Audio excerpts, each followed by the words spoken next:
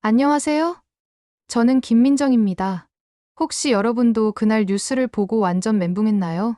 트럼프가 한국에 13조 원을 요구했다는 그 충격적인 소식 말이에요. 오늘은 그 이후에 벌어진 기막힌 반전 스토리를 들려드릴 건데요.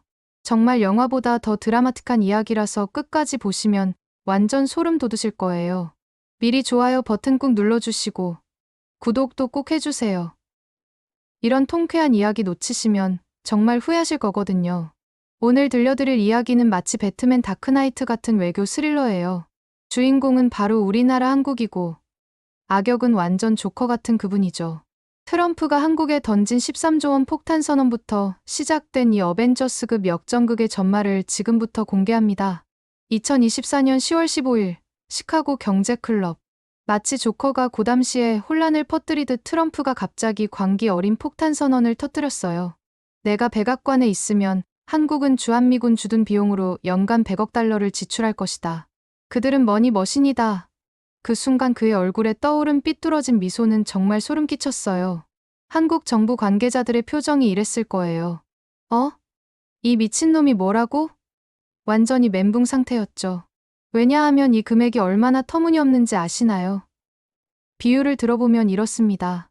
조커가 고담시 은행을 털면서 이제부터 시민들은 나한테 10배 더 많은 세금을 내야 한다고 선언하는 것과 같은 거예요. 지금까지 한 달에 용돈 10만 원 받던 아이가 갑자기 86만 원 달라고 하는 격이죠. 완전 관기의 요구였어요. 우리나라가 현재 지불하는 방위비 분담금의 무려 8.6배에 달하는 액수였거든요. 1조 5천억 원 정도 내던 걸 갑자기 13조 원 내라고 한 거예요. 이건 한국 전체 국방 예산의 4분의 1에 해당하는 돈이라고요. 더 무서운 건 트럼프의 조커 같은 과거 행적이었어요. 이분은 진짜 예측 불가능하고 말한 걸 실행에 옮기거든요. 마치 조커가 Why so serious? 라고 하면서 진짜로 고담시를 뒤엎는 것처럼 말이에요. 첫 번째 집권 시절 기억나시죠? 당시에도 50억 달러를 요구했다가 협상이 완전히 콩가루가 됐잖아요. 1년 3개월 동안 교착 상태가 이어졌고 주한미군 한국인 근로자들이 무급휴직에 내몰리는 대참사까지 벌어졌어요. 그때 한국 정부 관계자들이 얼마나 스트레스 받았겠어요. 완전 조커의 게임에 휘말린 기분이었을 거예요. 언론들은 그야말로 조커의 혼돈 게임을 지켜보는 듯한 분위기였어요. 아니, 나쁜 의미로요. 외신들은 과연 한국이 이런 광기 어린 요구를 감당할 수 있을까라며 마치 고담시 시민들처럼 불안해하고 있었고 국내에서도 공포감이 하늘을 찔렀죠. 온라인 커뮤니티에는 조커 트럼프 때문에 이제 진짜 끝났다. 이 미친놈이 한국을 장난감으로 보나? 같은 댓글들이 폭발했어요. 트럼프가 정말 당선되면 어떻게 될까? 한국은 이 조커 같은 악역의 광기, 어린 요구를 어떻게 막아낼 수 있을까? 모든 사람들이 공포에 떨기 시작했습니다. 심지어 일부 네티즌들은 차라리 우리도 조커처럼 미쳐버릴까? 라는 절망적인 댓글까지 올렸을 정도였어요. 정말 암울한 상황이었습니다. 하지만 이때 아무도 몰랐어요. 한국이 이미 배트맨 같은 완벽한 계획을 세워놓고 있었다는 걸 말이죠. 트럼프의 압박은 여기서 끝이 아니었어요. 이분은 진짜 끈질기거든요. 조커가 배트맨을 끝까지 괴롭히는 것처럼 말이에요. 대통령에 당선된 이후에도 계속해서 한국을 조였어요. 마치 나 한국 돈 받을 거야 하면서 계속 따라다니는 느낌이었달까요?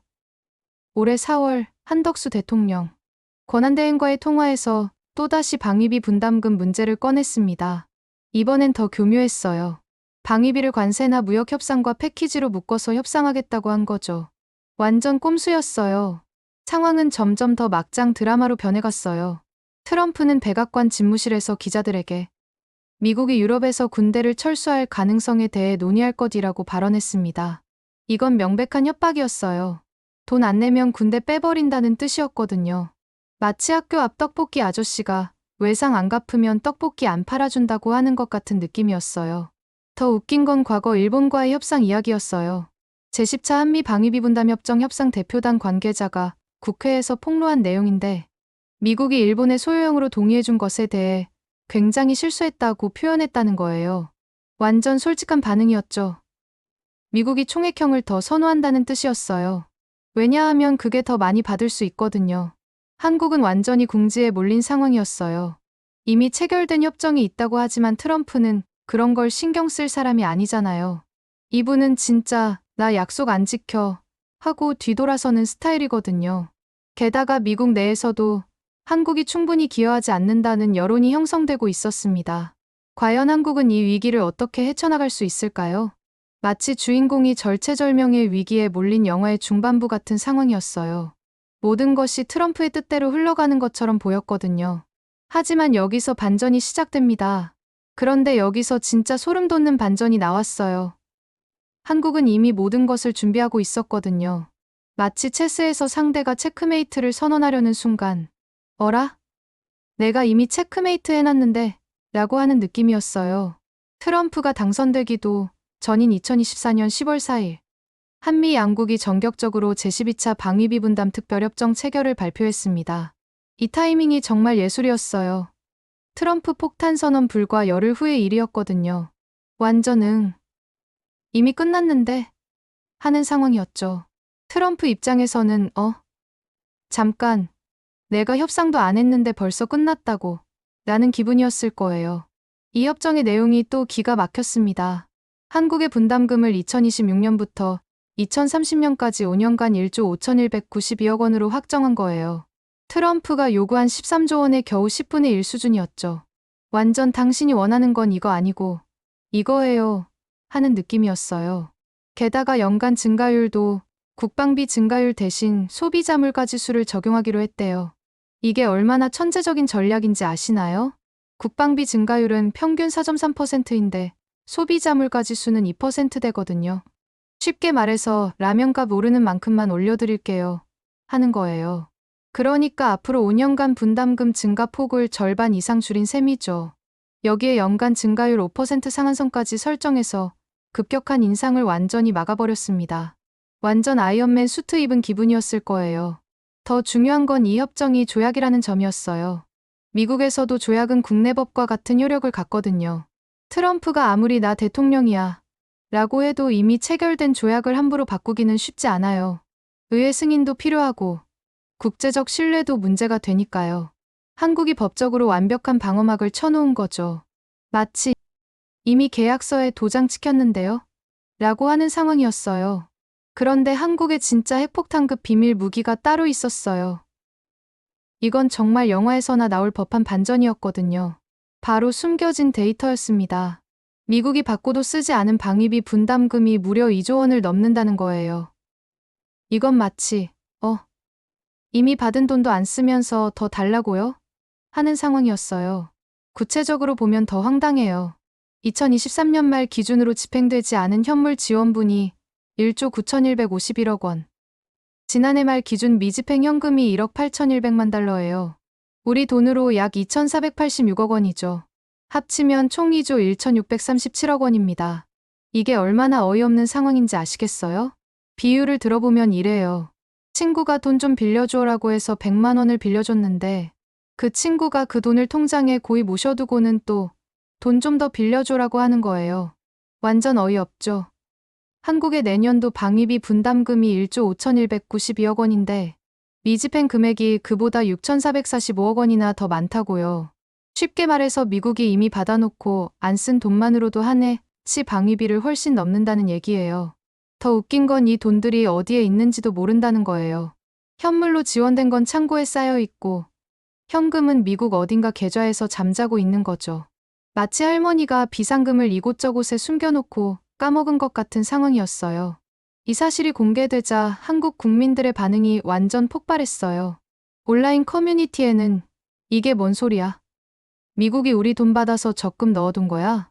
이러니까 머니 머신이라고 하지 같은 댓글들이 쏟아졌거든요. 완전 분노 게이지가 MAX 찬 상황이었어요.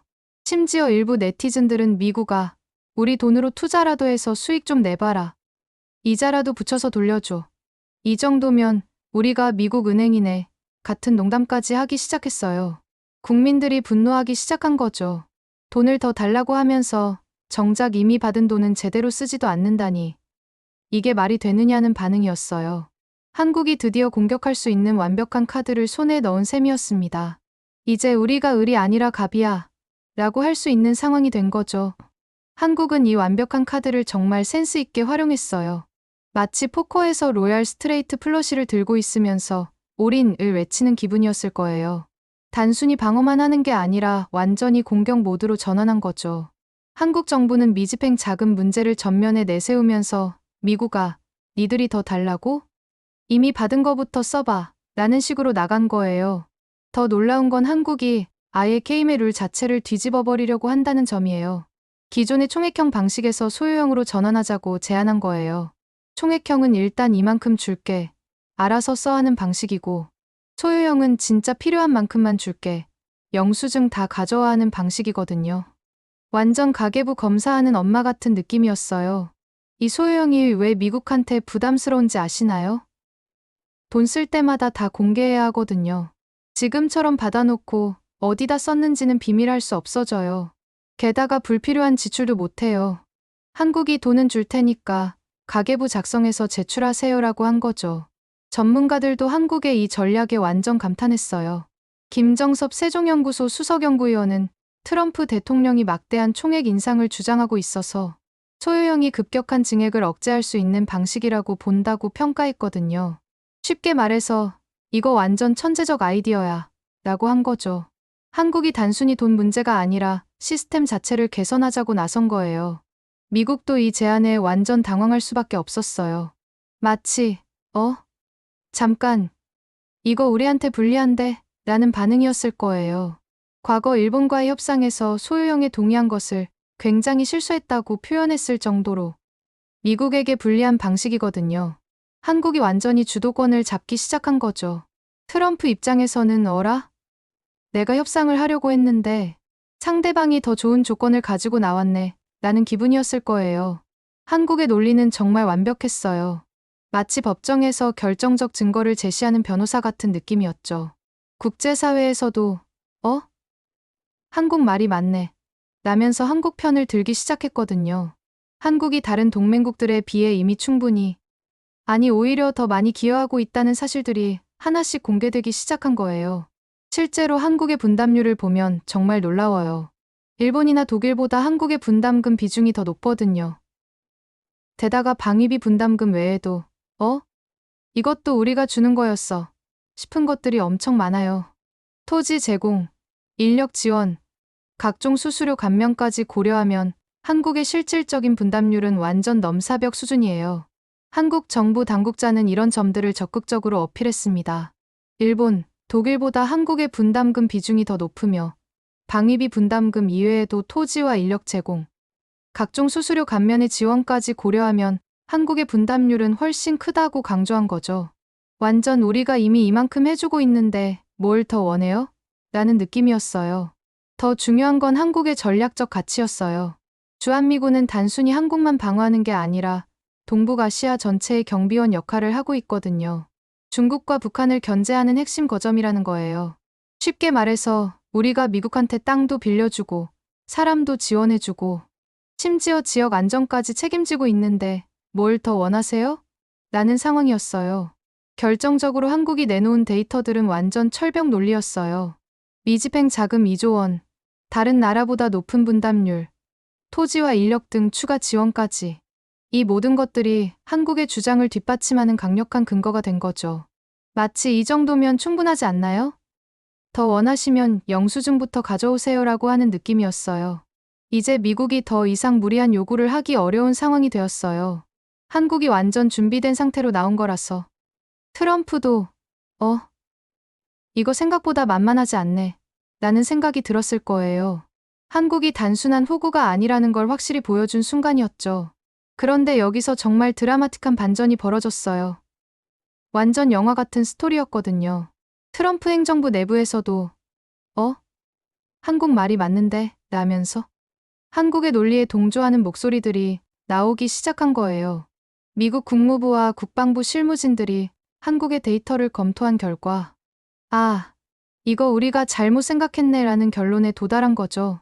특히 미집행 자금 2조 원이라는 숫자는 미국 내부에서도 완전 충격이었어요. 우리가 이렇게 많이 받아놓고 안 썼다고? 하는 반응이었죠. 심지어 의회에서도 이 문제가 거론되기 시작했거든요. 왜 이미 받은 돈을 제대로 쓰지 않으면서 더 달라고 하느냐는 질문이 나온 거예요. 트럼프로서도 이거 좀 곤란한데? 라는 상황이 된 거죠. 더 재미있는 건 미국 내부 문서들이 하나둘 공개되기 시작한 거예요. 국방부 내부 보고서를 보니까 한국으로부터 받은 방위비 중 상당 부분이 미사용 상태라는 내용이 있었거든요. 완전 자폭한 셈이었어요. 미국 스스로가 한국의 주장을 뒷받침하는 증거를 제공한 거죠. 더 결정적인 건 미국의 전략적 판단이었어요. 한국과의 관계가 악화되면 중국 견제라는 더 큰 목표에 완전 차질이 생길 수 있다는 분석이 나온 거죠. 대만 문제, 남중국해 문제, 그리고 최근에 불거진 러시아 북한 밀착까지 고려하면 한국의 협력이 절대적으로 필요한 상황이었거든요. 한국 없으면 중국 견제 어떻게 해? 라는 고민이 생긴 거예요. 심지어 미국 내 전략가들은 한국을 잃으면 아시아 전체를 잃는다는 보고서까지 작성했어요. 한국이 단순한 동맹국이 아니라 아시아 전략의 핵심축이라는 걸 인정한 거죠. 국제 언론들도 완전 한국 편을 들기 시작했어요. 월스트리트 저널, 워싱턴 포스트 등 주요 언론들이 한국의 합리적인 분담 수준이라는 제목으로 기사를 쏟아내기 시작한 거죠. 심지어 일부 미국 언론은 한국이 옳다라는 직설적인 표현까지 썼어요. 완전 미국 언론이 한국 편을 들어주네? 하는 상황이었거든요. CNN에서는 아예 트럼프의 과도한 요구라는 제목으로 특집을 내보내기도 했어요. 여론이 완전히 뒤바뀐 거죠. 트럼프도 이 상황을 무시할 수 없었어요. 자신의 지지 기반인 공화당 내에서도 트럼프, 이번엔 좀 무리한 거 아니야? 라면서 한국과의 관계 악화를 우려하는 목소리들이 나오기 시작했거든요. 게다가 중간선거도 신경 써야 하는 상황에서 동맹국과 싸우는 대통령이라는 이미지는 부담스러웠을 거예요. 결국 트럼프는 전략을 수정할 수밖에 없는 상황에 몰린 거죠. 마치 체스에서 내가 체크메이트 당했네 라는 기분이었을 거예요. 한국이 완전히 게임을 뒤집어 놓은 거였거든요. 결국 한국은 완벽한 대승을 거뒀습니다. 트럼프가 요구했던 13조 원은 단숨에 무력화됐고 그는 더 이상 돈 더 내라는 말을 꺼낼 수 없는 상황에 몰렸습니다. 우리가 미리 체결해둔 1조 5천억 원 규모의 방위비 협정은 그대로 유지됐고 그 속에는 트럼프가 가장 싫어할 조항까지 담겨 있었죠. 분담금 인상률 상한선, 소비자 물가 지수 연동. 그리고 그 모든 것을 법적 효력을 가진 조약으로 봉인해버린 겁니다. 이건 단순한 협상이 아니었습니다. 게임의 룰 자체를 뒤엎은 전략이었고 트럼프는 완벽하게 당했습니다. 그런데 한국의 반격은 거기서 끝나지 않았습니다. 진짜 카드는 따로 있었죠. 바로 미국이 이미 받은 돈도 안 쓰고 있다는 사실. 무려 2조 원. 그 엄청난 금액이 미국 어딘가에서 잠자고 있었습니다. 쓰지도 않은 돈을 쌓아두고도 더 달라고 요구했던 미국. 그 실체가 드러난 순간 판은 완전히 뒤집혔습니다. 이제는 한국이 요구합니다. 필요한 만큼만 요청하고 쓴 내역은 모두 공개하라. 총액형에서 소유형으로 돈을 깔끔하게 쓰고 정산까지 투명하게. 이건 단순한 계산서가 아니라 외교의 룰을 바꾸는 혁신이었습니다. 미국은 당황했고 전 세계는 놀랐습니다. 국제 언론은 연이어 보도했습니다. 한국의 외교 전략은 논리적이고 정당하다. 한국은 데이터를 무기로 삼아 초강대국을 압도했다. CNN, 워싱턴 포스트, 월스트리트 저널까지 트럼프의 무리한 요구를 지적하며 한국의 대처를 높이 평가했습니다. 이제 한국은 더 이상 동맹에 끌려가는 존재가 아닙니다. 조건을 내걸고 협상을 주도하고 필요하다면 아니오라고 말할 줄 아는 진짜 주체적 외교국가로 거듭난 겁니다. 우리가 얻은 건 단순한 돈 문제가 아닙니다. 앞으로 5년간 안정적인 방위비, 투명한 협상 시스템, 높아진 국제적 위상, 그리고 무엇보다 한국은 더 이상 호구가 아니다라는 자존심. 이번 사건은 이렇게 끝났습니다. 13조 원을 요구했던 트럼프는 말 그대로 역전당했고 한국은 전략과 치밀함으로 초강대국의 요구를 막아낸 세계사적 모범 사례로 기록되게 되었죠. 작은 나라가 강한 나라를 이긴 이야기. 돈보다 자존심이, 협박보다 전략이 강하다는 걸 보여준 이야기. 이건 영화도 소설도 아닌 실제 대한민국의 이야기입니다. 작은 나라가 거대한 권력 앞에서도 논리와 전략으로 싸워 이겨낸 이 통쾌한 승리의 기록. 우리는 절대 잊지 말아야 합니다. 그리고 앞으로도 우리는 이런 당당한 외교를 계속해 나가야 하겠죠. 지금까지 영상을 시청해 주셔서 감사합니다. 이런 감춰진 국제 이야기, 반전 있는 대한민국의 외교 드라마가 흥미로우셨다면 구독과 좋아요, 알림 설정까지 꼭 부탁드립니다. 여러분의 응원이 더 많은 이야기를 만들 수 있는 힘이 됩니다. 다음 영상에서는 또 다른 현실 속 영화 같은 이야기로 찾아뵙겠습니다. 감사합니다.